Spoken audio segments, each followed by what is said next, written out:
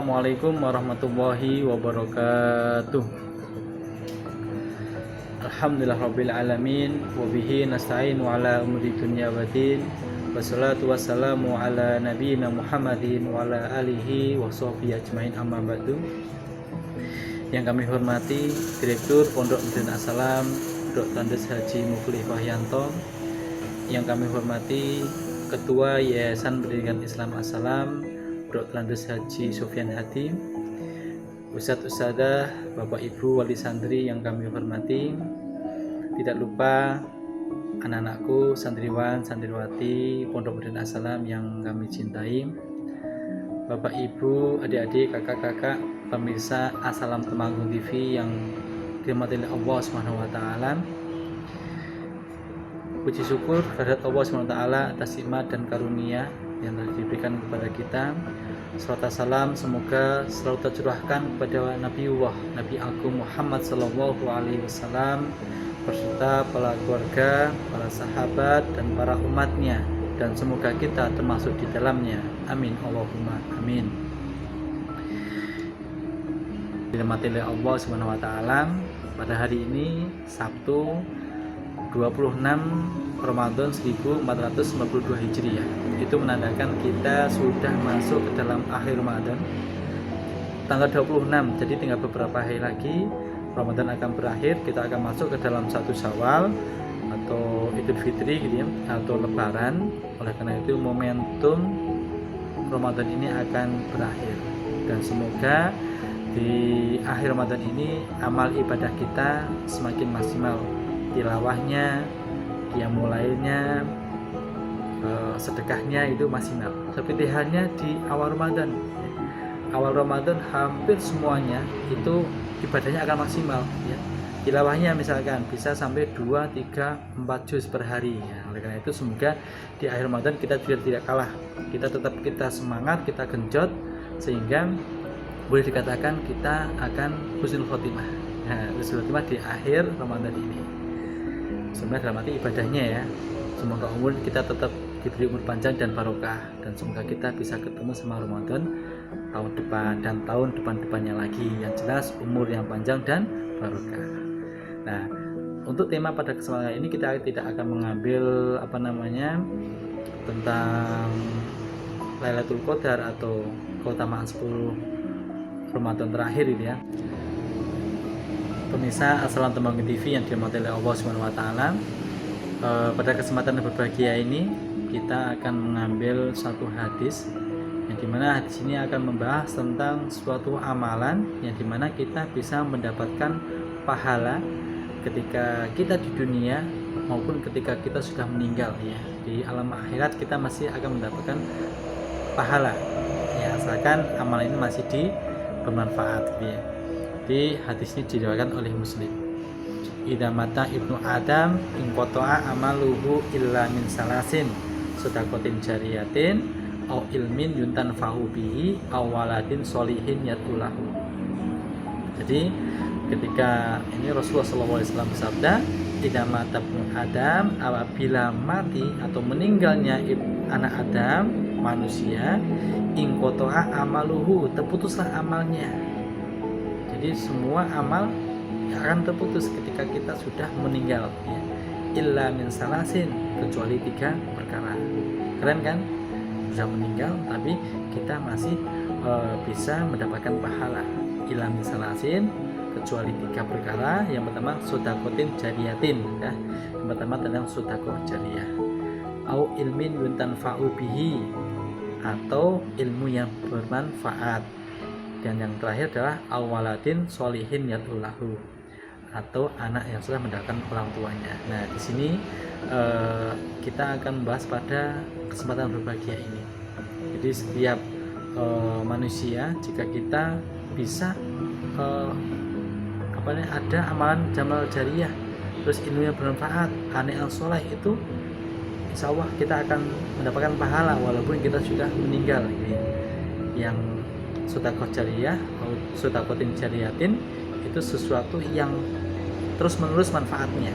Jadi ketika Bapak Ibu pemirsa Assalam Temanggung TV itu menginfakkan Al-Quran ya, atau buku gitu kan. Kalau misalkan buku itu digunakan, dibaca ya, buku itu dibaca, digunakan, itu kita akan mendapatkan pahalanya. Al-Quran, kita wakaf Al-Quran ya, itu selama Al-Quran itu dibaca, kita akan mendapatkan pahalanya ya. Kalau kita sedekah tanah ya, tanah digunakan untuk masjid, tanah digunakan untuk jalan, tanah digunakan untuk TPQ, madrasah, kita akan mendapatkan pahalanya ya. Apalagi ini momentum Ramadan, jadi kalau bapak ibu pemirsa Assalam Temanggung TV yang didahkan rezekinya atau diberi kelonggaran rezekinya, itu bisa digunakan pada momentum yang berbahagia ini. Apalagi ini Assalam Temanggung ini baru membangun masjid. Kita kemarin di bulan Sya'ban itu sudah masuk ke dalam pembangunan, dan ini masih bertahap. Di Ramadan ini sudah selesai di pondasi dan tiang-tiangnya, masih proses di tiang atasnya. Oleh karena itu silakan Bapak Ibu yang dimana diberi kelonggaran harta, bisa diinfakkan ke Assalam Temanggung untuk pembangunan masjid. Nah, dimana insya Allah pahala akan selalu mengalir. Insya Allah ketika tidak pandemi seperti ini, jadi ketika anak-anak masuk seperti hanya wajar seperti biasa dari bulan Juli, Desember itu di semester awal, Januari sampai Juni itu di semester 2, itu insya Allah semua kegiatan itu akan terpusat di dalam masjid ya. Seperti hanya sholat 5 waktu itu akan selalu dilaksanakan ya. Kajian-kajian Ba'da Maghrib, kajian Al-Quran itu kan, kajian tausiah Ahad pagi itu ada dilaksanakan di masjid. Oleh karena itu adalah momentum yang sangat bagus di bulan Ramadan ini. Monggo Bapak Ibu yang diberi kelonggaran rezeki bisa disalurkan, atau kita bisa bisa transfer langsung, nanti bisa hubungi kami untuk nomor rekeningnya kalau Bapak Ibu mau titip ke kami ya. Jadi kalau Bapak Ibu tertarik mau infak di Pondok Assalam untuk pembangunan masjid, nanti bisa langsung datang ke pondok, ke kantor TU, atau bisa transfer. Nanti kalau mau transfer bisa hubungi kami untuk nomor rekening gitu ya. Nanti kami kasih yang rekening Muamalat ataupun BRI. Nah, itu Bapak Ibu yang dimati oleh Allah Subhanahu wa taala. Kita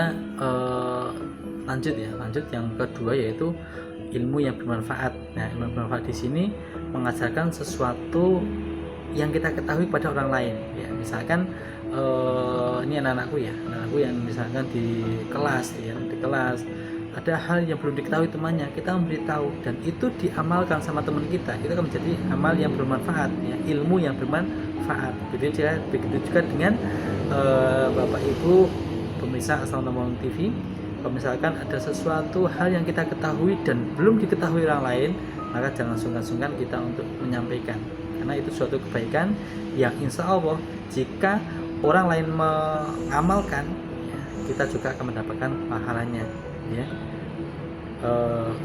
Seperti Mahfudat di kelas 7 dan anak-anakku semuanya sudah hafal, al ilmu bila amalin kasajaro bila samarin. Ilmu yang tidak diamalkan seperti hanya kasajaro bila samarin, seperti hanya pohon yang tidak berbuah. Nah, itu kalau kalian punya ilmu maka diamalkan ya. Kasihan ilmu kalau nggak diamalkan, kasihan diri sendiri dan kasihan pada orang yang menyampaikan. Jadi kalau kalian mengamalkan, kalian dapatkan kebaikan, kalian dapat manfaat, orang lain juga akan mendapatkan pahalanya. Seperti itu ya. Ya, yang ketiga yaitu awaladin solihin yat'ulahu, yaitu anak yang soleh yang mendoakan orang tuanya. Nah, jadi anak-anakku semuanya, jika ketika orang tua kalian memondokkan di pondok modern Assalam ini, jangan beranggapan bahwasanya biar kalian jauh dari mereka, tidak ya, tidak sama sekali. Jadi tujuan orang tua memondokkan adalah tujuan yang mulia, yaitu menjadikan kalian anak yang soleh, yang dimana menjadi aset orang tua. Jadi ketika orang tua besok sudah meninggal, kita bisa mendapatkan atau kita bisa memberikan mereka pahala ya, menggugurkan dosa-dosanya. Secara otomatis ketika suatu tansuran ya, suatu pahala datang terus ya, selalu mengalir ya, itu adalah suatu kesenangan sendiri bagi orang tua. Bahagiakanlah mereka ketika di dunia maupun di akhirat kelak. Oleh karena itu bagaimanapun kita harus mendoakan orang tua. Allahumma firli wali walidayya warhamhuma kama rabbayani shaghira. Baik orang tua ketika sudah meninggal maupun ketika masih hidup, kita wajib mendoakan orang tua. Sepertiga malam akhir ketika kita bangun, kita sisipkan doa ke orang tua kita kepada Allah SWT agar Allah mengampuni dosa-dosa kekhilafan kedua orang tua kita. Sebagaimana orang tua perjuangannya sangat luar biasa, ya, mengandung kita selama 9 bulan.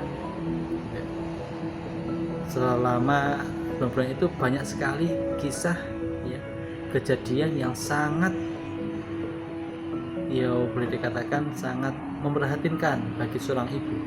Di trimester awal itu sudah makan tidak enak, ya, mual-mual itu kan, itu yang dialami oleh orang tua. Oleh karena itu kita sebagai seorang anak wajib untuk berbakti kepada mereka dengan cara apa? Dengan menjadi anak soleh, dan jangan lupa kita selalu mendoakan orang tua.